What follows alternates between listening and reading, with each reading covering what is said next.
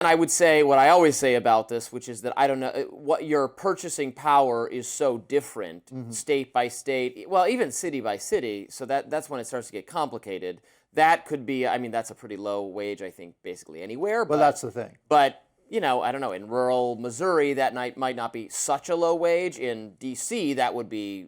It's not even. It wouldn't even be a wage. There's no one who you could employ at that amount. So I don't see how we could possibly have a one size fits all wage policy across the. Then it gets additionally confusing because for some kinds of jobs you don't have you can do it remotely. You can live somewhere that's cheaper and have the higher wage if it's a firm in a city and live elsewhere. That's when you get the really good deal.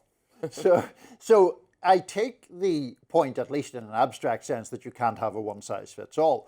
But the purpose of a federal minimum wage, I would argue, is not to have one size fitting all. It's to have a floor as a basic level around which any other state can raise it further. I mean, we were just mentioning the fact that here in the District of Columbia, the minimum wage is higher than anywhere else and way higher, more than double the federal minimum wage.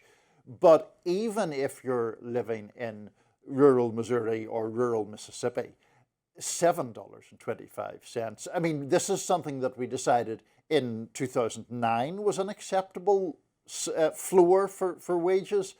We could calculate out, I'm sure, how much $7.25 in 2009 dollars is now worth, even if it had kept pace with inflation. It would be much greater, which just finally, I mean, that's my overall point about the federal minimum wage. It should be inflation linked, so it just goes automatically up to keep pace with cost of living increases.